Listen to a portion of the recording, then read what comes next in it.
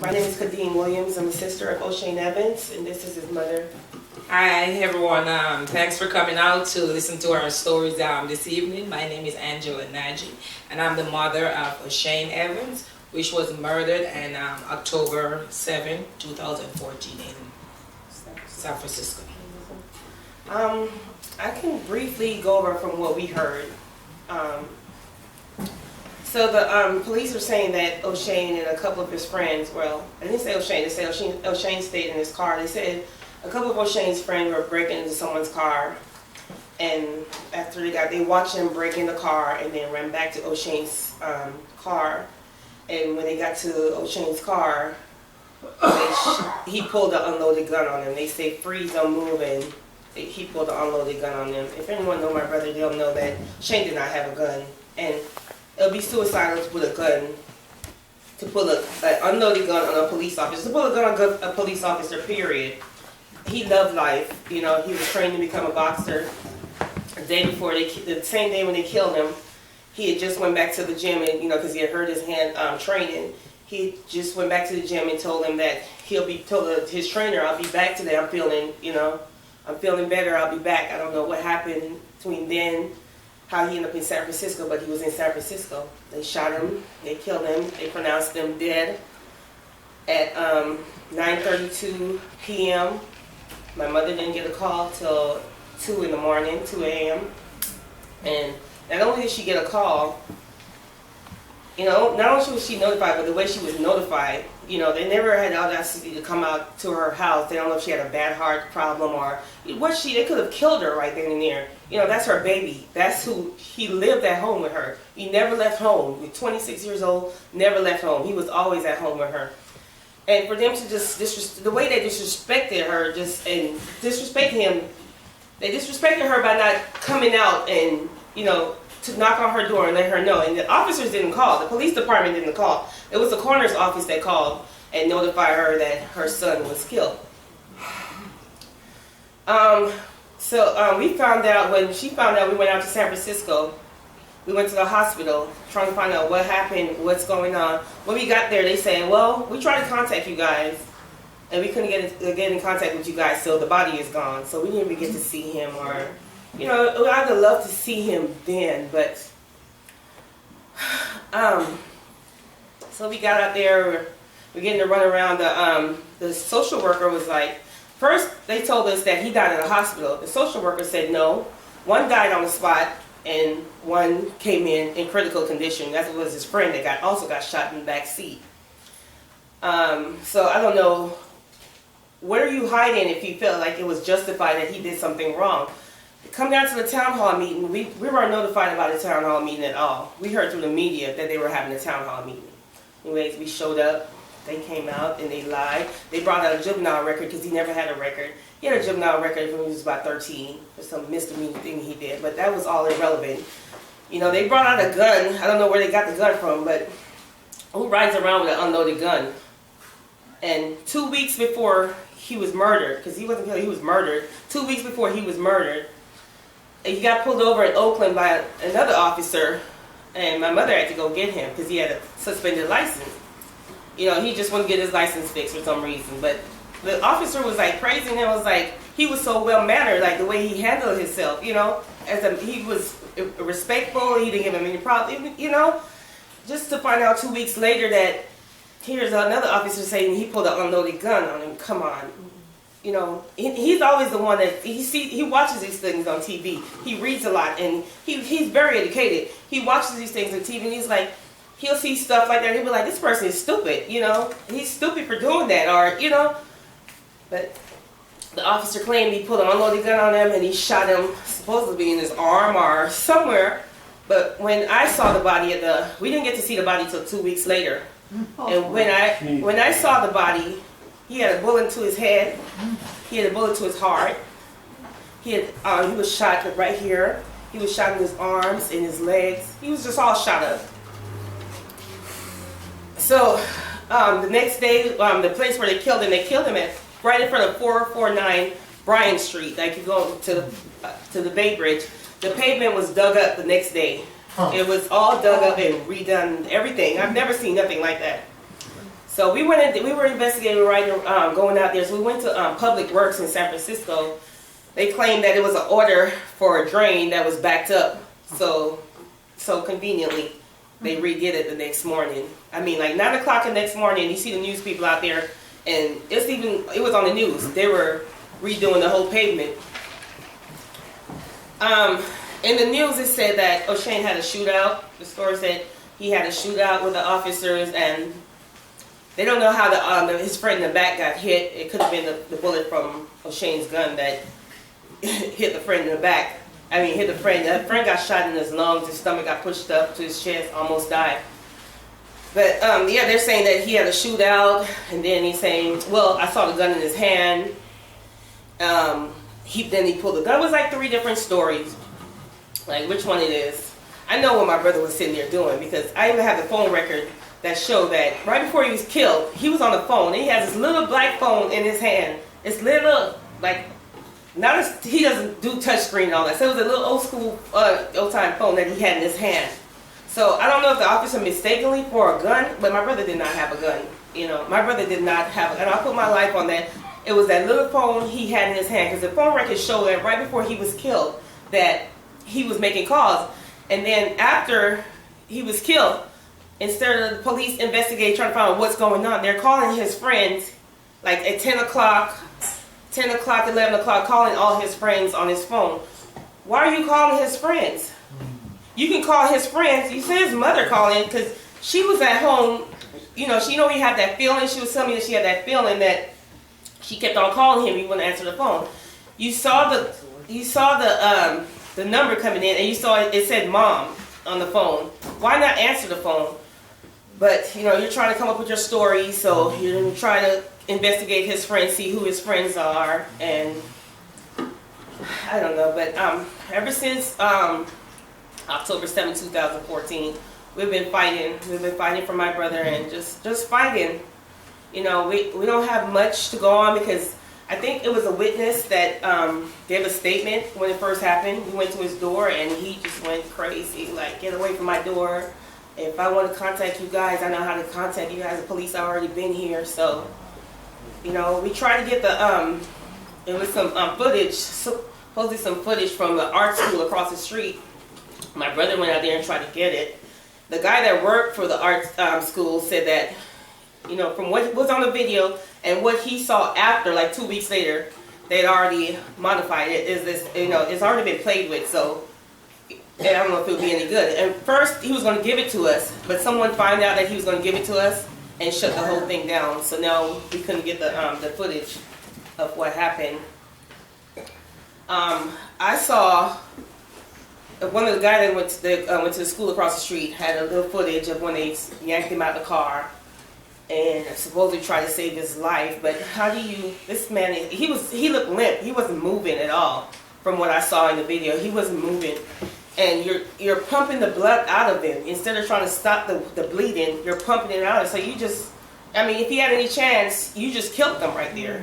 You know, a gun wound, that's not how you stop a wound from bleeding. You don't pump the blood out of him. You try to stop the bleeding. But there you go, you killed him again. After you shot him, then, you know, you try to save his life. Okay, come on.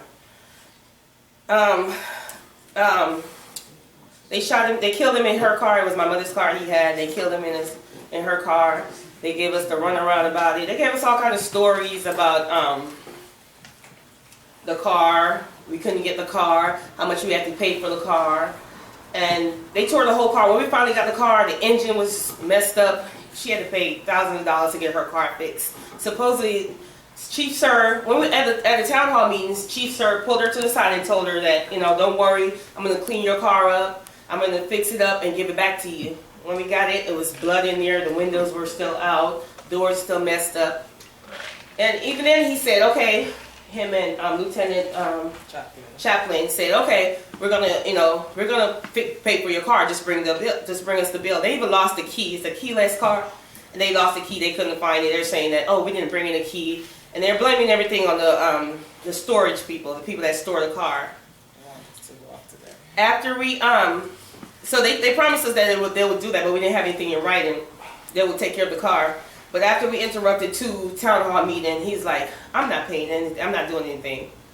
You know, like everything I said, I'm not doing it. I didn't say it. I'm not doing it. You need to file your insurance claim and da da da. So I guess he was upset. Oh well. But to talk about police brutality, I've always known they were dirty because I've had my running with the police, and you know, I let it go. But just to wake up every day and it's something else, you know, I just wonder, how do we heal from this? How do we heal? Like, it's hard. It's hard, especially as a family have lost someone, you know, at a young age. He wasn't sick or anything. You know, he was a healthy young man. He was conscious of what he ate. He exercised, you know. But for him to go that way, just for a mother, just to lose her child, I couldn't imagine losing my child. I see what my mother go through every day, you know, like crying. Her baby is not coming home. That's her baby. And he's not coming home. It's hard. It's hard. It's hard on me, and that's my brother. I can imagine just what she goes through. But we just have to keep on fighting. You know, you can't close your eyes to what's going on because it's real. And to get back to talk about the body cams, I remember when I was going to school, I was thinking this morning, like, I remember when I was going to school and they're like, write it down, take a picture, I don't care. You know, that's what the police is basically saying. Like, I have a video camera, oh well. We don't care. We're still going to do it, and we're still going to get away with it. It's on paper, it's on videos, it's, you know, it's brought all over the world. But we don't care because we're going to get away with it. And so for Obama to approve that, this is like, he should feel stupid. Like, here you are giving them video cameras and they're still like killing people, you know? They're killing people. And they're saying like, you stupid fool, like, what is your camera going to do? Basically, you know, what is the camera? Because the camera's not doing anything. You know, we know that from Eric Gardner, from the guy in South Carolina? Walter Scott. Yeah, where he was running for his life, and you killed him, and then you try to frame him by planting something on him. And we've been saying this for years, that they're planting these weapons on these people. They have, and most officers walk around with 2 guns, a throwaway and the guns that they, you know, that's registered to them. But they have 2 guns, and just like they planted that gun on my brother, what would my brother be doing with an unloaded gun? His friends even said that we asked O'Shane for a ride out there, you know. We're the one that went out there to burglarize the car. They incriminated themselves, saying that O'Shane had nothing to do with this. You know, the friends said I had burglarized too. No one had a gun. So they didn't go out there for nothing like that. So where did the gun come from? Of course we know where the gun came from. But it's sickening, and I don't know what it's gonna take. I know what it's going, somewhat of what it's going to take. Like I keep telling people, like, you know, this movement, people have been fighting for years, but with all this division and this no unity, it's not going to work, because they've been using that divide and conquer for years, and they still dividing us, and they're still conquering us. So I don't know, when are they going to wake up? These people in the movement, they claim they're fighting for justice, are going to wake up and say, enough is enough. We need to get together, and we need to fight this system. You can't have some over here saying we want this, and some over here saying we all have to have the same agenda and know what we're really fighting for. Like I told you, you know, you're playing with my livelihood. You're playing with my life. I have my kids that I have to protect out here. I have young kids that's growing up that I have to fight for now, so you can, you know, at least try. If I die, at least try. I'm fighting. I'm dying, but I was fighting for my kids. You know, I was fighting for a better life for them. And I don't know when people are going to wake up in this movement. This movement could be discouraged sometimes. Sometimes you don't even want to join certain people. You don't want to go out there because of all this struggle within the struggle. You know, it's like a struggle within the struggle, and it's hard. And you know, a lot of people that's out there haven't lost anyone. So, you know, I feel like they need to be more considerate of our feelings, you know, and see what we want. Ask us what we want, you know. We're fighting. I mean, we're going through. We know what it feels like on hand to lose someone. Ask us what we want, you know, and try to get us together, get the families together, instead of trying to separate the families. try to get us together and see how we can, how we can work with it, how we can work together and make this a better place for our kids and for the future. But like I said, this whole police thing is, people don't like when I talk about Lavelle Mixon, but Lavelle Mixon, who to say if he had surrendered, what would have happened to him? What would have happened to him? If he was surrendered. Regardless, I don't agree with what he was doing before, but, he still had his day in court. He still had his day in court, but they wasn't going to give him his day in court. So he held his own court right there. And I don't know if that's what they want people to start doing or for them to wake up. And I still think that even if we start fighting back like that, it's not going to work. It's going to take for an officer somewhere to get indicted, convict and indict, and thrown in prison for them to know that it's not okay to do this. You cannot do this and get away with it. And that's what it's going to take. And that's what we got to fight for them to get indicted, for them to get convicted of the murders that they commit. Because if I do it, I'm going to spend the rest of my life in prison. So what makes you so different than I am? But it's America, and America has a lot of influence on other countries, and it's the same thing going on in other countries. And I think America played a big part in what's going on in other countries. Right. Thanks. You want something? I just want to say, I'm tired. I'm just sick and tired of every morning, every day you get up and you see the same thing replaying over and over. These officers just be killing people out there and no consequences behind it. Because they have boss over there telling them, they're justifying it. So what they did, it was okay. It's okay. It's like you get up this morning and you brief them and you tell them, go out there, kill as many as you can. And it's going to be okay. I'm going to tell you how I'm feeling inside because I'm hurting too much. Every day, every morning I get up and I look at my child and my child is not coming back home. Where is my child? Why did you murder my child like that? Can you just give me some closure? Let me see the officer face to face that murders my son? David Goff, can I just see him? I asked to see him. I said, I want to have a meeting with David Goff. Ask him what happened, why he killed my son. Nobody wants to show him to me. Instead, they go around and they take all the pictures of all the officers in San Francisco. They take them off the walls because they don't want you to have a connection with them. I'm just tired. I'm just sick and tired. I'm just tired. I'm just tired. It's like a bird season out there. Just kill everybody. Just kill us. And all you're killing is poor people. You kill an officer's son because he has money. He can hire a big lawyer to defend his son. We have nobody to call him. We have nobody to rock to. We just have to just be there fighting by ourselves. I'm just sick and tired of this. Some days I don't even want to talk about it. I don't even want to talk. I'm so hurt. You okay? Yeah, I'm okay.